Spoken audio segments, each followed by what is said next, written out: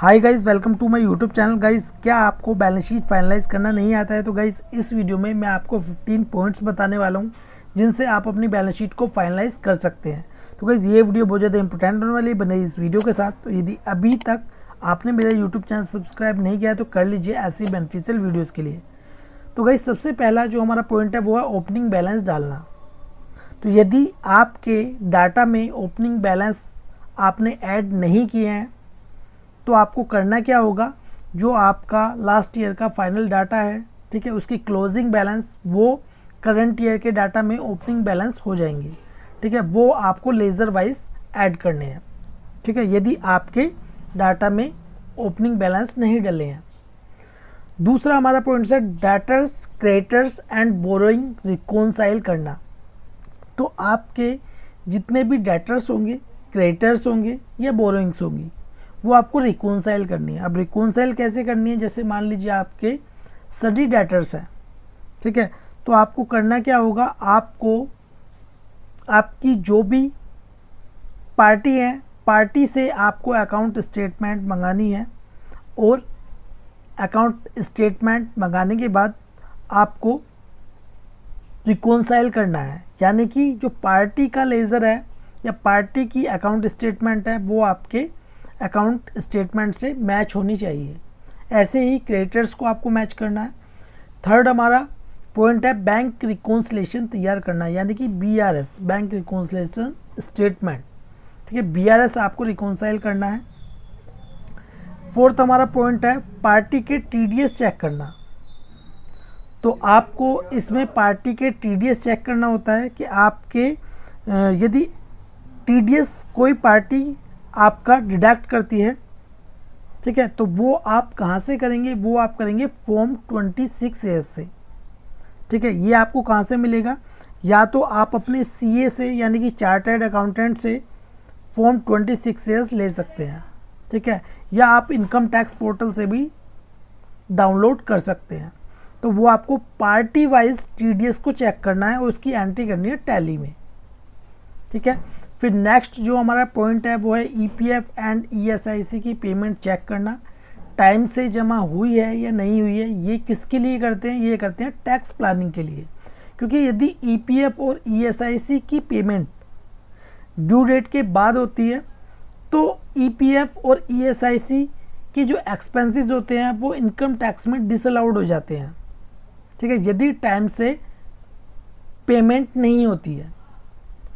तो ये हम किस लिए करते हैं? टैक्स प्लानिंग के लिए। यदि मान लीजिए हमें पता है कि EPF और ESIC की कुछ मंथ की पेमेंट लेट हुई है, तो उसी के अकॉर्डिंग ही हम अपने नेट प्रॉफिट को सेट करते हैं, ठीक है। फिर नेक्स्ट जो हमारा पॉइंट है वो है डेप्रिसिएशन की एंट्री करना, यानी कि जितनी भी हमारी फिक्स्ड एसेट्स होती हैं बिजनेस में, तो जैसे कि आपको पता होगा जितनी भी फिक्स्ड एसेट्स होंगी सभी पर हमारी डेप्रिसिएशन लगती है, ठीक है, और उसकी एंट्री भी हमें करनी होती है टैली में। अब नेक्स्ट जो हमारा पॉइंट है वो है ईयर एंडिंग में एक्सपेंसेस पेबल एंट्री करना, यानी कि मान लीजिए आपके कुछ ऐसे एक्सपेंसेस हैं जिनकी पेमेंट हम नेक्स्ट ईयर करते हैं। नेक्स्ट ईयर से मतलब जब आपका फाइनेंशियल ईयर एंड होता है, तो एंड कब होता है? वो होता है 31 मार्च को, ठीक है, 31 मार्च को एंड हो जाता है। अब जैसे मान लीजिए सैलरी है, तो मार्च की जो सैलरी है वो कब करेंगे? अप्रैल में। मार्च में नहीं होती है सैलरी, ठीक है, तो मार्च की जो सैलरी है वो कब करेंगे? अप्रैल में। तो इसकी भी हमें पेबल की एंट्री करनी होगी, ठीक है, क्योंकि जो हमारा सैलरी का एक्सपेंसेस होता है, जो खर्चा होता है, उसकी पेमेंट हम कब करते हैं? यानी कि नेक्स्ट ईयर। यदि हमने अप्रैल में पेमेंट की तो इसका मतलब ये हो गया कि हमारा जो फाइनेंशियल ईयर है वो चेंज हो गया। ऐसे ही इलेक्ट्रिसिटी एक्सपेंसेस, तो मार्च का जो इलेक्ट्रिसिटी एक्सपेंसेस होगा उसकी पेमेंट हम कब करेंगे? वो करेंगे अप्रैल में। तो आपको देख लेने हैं ऐसे एक्सपेंसेस जिनकी पेमेंट हम 31 मार्च के बाद करते हैं, क्योंकि वो नेक्स्ट फाइनेंशियल ईयर में हमारी उसकी पेमेंट होती है। अब नेक्स्ट जो हमारा पॉइंट है वो है कैश नेगेटिव चेक करना।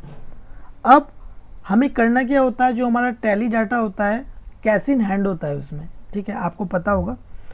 तो उसमें आपको चेक करना है कि आपका जो कैश है वो नेगेटिव तो नहीं है, ठीक है। तो आपके टैली डाटा में ध्यान रहे आपका कैश नेगेटिव बिल्कुल भी नहीं होना चाहिए, क्योंकि होता है क्या है, जब हम बैलेंस शीट को फाइनलाइज करते हैं तो मैक्सिमम जो एक्सपेंसेस होते हैं हमें वो कैश में ही शो करने होते हैं, ठीक है, नेट प्रॉफिट को सेट करने के लिए। तो काफ़ी सारे ऐसे एक्सपेंसेस होते हैं जो कि कैश में हमें शो करने होते हैं। तो आपके पास बुक्स में यानी कि टैली डाटा में आपके पास कैश अवेलेबल होना चाहिए, कैश यानी कि पॉजिटिव होना चाहिए, नेगेटिव नहीं होना चाहिए। तो इसके लिए आपको करना क्या होगा, इसके लिए आपको ध्यान रखना है, यानी कि आपको नेक्स्ट फाइनेंशियल ईयर से ध्यान रखना है कि आपको बिजनेस में से कैश विड्रॉल करना है, ठीक है। यदि आप बिजनेस में से कैश विड्रॉल करते हैं तो उस कंडीशन में आपका जो कैश है वो इंक्रीज़ हो जाएगा, ठीक है। जो भी हम विड्रॉल करते हैं वो कैश हमारा पॉजिटिव में आ जाता है, ठीक है। अब उसके बाद जो नेक्स्ट हमारा पॉइंट है वो है sale, purchase and tax reconcile करना, बुक्स को जीएसटी पोर्टल से चेक करना। तो जो हमारी सेल होती है बुक्स में, बुक्स यानी कि टैली डाटा में जो सेल होगी वो हमें जीएसटी पोर्टल से मैच करनी है कि हमारी सेल जो टैली डाटा में या बुक्स में जो हमारी सेल है वो जीएसटी पोर्टल से मैच है या नहीं है, ठीक है। वो आपको चेक करना है, क्योंकि ये हमारी जो सेल होती है इसमें कहीं भी डिफरेंस नहीं होना चाहिए, यानी कि जीएसटी पोर्टल से मैच होनी चाहिए। अब देखिए परचेज में क्या होता है, जो परचेज आपने बुक की है बुक्स में यानी कि टैली डाटा में वो आपकी जीएसटी पोर्टल से बिल्कुल मैच होनी चाहिए, ठीक है। और उसका आउटपुट इनपुट टैक्स भी हमारा मैच होना चाहिए। तो ये हमें जीएसटी पोर्टल से रिकॉन्साइल करना होता है। अब जो नेक्स्ट हमारा पॉइंट है वो है न्यू एक्सपेंसेस को ओल्ड एक्सपेंसेस रेशियो में डालना। तो देखिए इसमें क्या होता है, इसमें जो हमारी लास्ट ईयर की जो बैलेंस शीट फाइनलाइज हुई है, ठीक है, वो हमें चेक करना होता है उसके रेशियो को। जैसे मान लीजिए कोई एक्सपेंसेस है सैलरी का है, ठीक है, सैलरी एक्सपेंसेस है, तो वो किस रेशियो में हमने लास्ट ईयर ऐड की थी अपने बुक्स में, ठीक है, उसके अकॉर्डिंग ही जो करंट डाटा होगा अकाउंटिंग का यानी कि बुक्स में हमें ओल्ड एक्सपेंसेस रेशियो में ही जो करंट ईयर का डाटा है या करंट ईयर के एक्सपेंसेस हैं उसी के अकॉर्डिंग हमें उसके रेशियो में ही डालना होता है, ठीक है। अब उसके बाद जो नेक्स्ट हमारी इसमें पॉइंट है वो है एडवांस एक्सपेंसेस की एडजस्टमेंट एंट्री करना। देखिए जो हमारे एक्सपेंसेस है जिनकी एडवांस पेमेंट की है तो उसकी एडजस्टमेंट एंट्री भी हमें करनी होती है। अब नेक्स्ट जो हमारा पॉइंट है वो है इनकम टैक्स प्रोविज़न एंट्री करना। तो हमें बुक्स में टैली डाटा में इनकम टैक्स प्रोविज़न की एंट्री भी करनी होती है। अब जो नेक्स्ट हमारा पॉइंट है वो है फॉर्म 26 से बुक्स में टीडीएस चेक करना। तो जैसे कि मैंने ऊपर आपको बता दिया था कि फॉर्म 26 से बुक्स में हमें टीडीएस को चेक करना होता है, ठीक है। अब उसके बाद नेक्स्ट है हमारा जो पॉइंट है वो है ग्रॉस प्रॉफिट और नेट प्रॉफिट को सेट करना, ठीक है।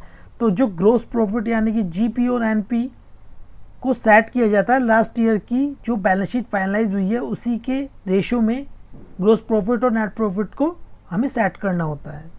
यानी कि जो लास्ट ईयर की बैलेंस शीट थी, ठीक है, उसमें जो रेशियो बना था तो करंट ईयर में थोड़ा सा इंक्रीज़ कर देंगे और इसी प्रकार ही हमें जो ग्रॉस प्रॉफिट है और नेट प्रॉफिट को सेट करना होता है। अब जो नेक्स्ट हमारी और फाइनल जो पॉइंट है वो है ऑडिट फ़ी पेबल एंट्री करना, ठीक है। तो ऑडिट फ़ी भी क्या है, एक एक्सपेंसेस है, ठीक है, जो हम चार्टर्ड अकाउंटेंट को पे करते हैं, ठीक है। तो ऑडिट होने के बाद हम बाद में ही सीए को पेमेंट करते हैं, ठीक है। तो ऑडिट फ़ी भी क्या है, एक खर्चा है और इसकी भी पेबल की एंट्री हमें करनी होती है बुक्स में, ठीक है। तो गाइज ये थे हमारे 15 पॉइंट्स जो कि बैलेंस शीट को फाइनलाइज करने के लिए काफ़ी होते हैं, ठीक है। और बाकी का जो काम होता है वो होता है चार्टर्ड अकाउंटेंट का यानी कि सीए का, ठीक है। हो सकता है इसके अलावा भी कुछ पॉइंट्स हो सकते हैं, ठीक है, लेकिन जो मेन पॉइंट्स थे वो मैंने आपको बता दिया है कि बैलेंस शीट को फाइनलाइज करने में हमें क्या क्या चेक करना होता है। तो गाइज़ यदि आप इस पर एक प्रैक्टिकल वीडियो चाहते हैं तो मुझे कमेंट बॉक्स में कमेंट करिए, मैं इस पर एक प्रैक्टिकल वीडियो भी आपको बना दूंगा। तो गाइज़ ये वीडियो आपको कैसी लगी प्लीज़ कमेंट बॉक्स में जो बताएं। वीडियो आपको अच्छी लगी प्लीज़ लाइक कर दें और इस वीडियो को शेयर करें अपने फ्रेंड्स के साथ।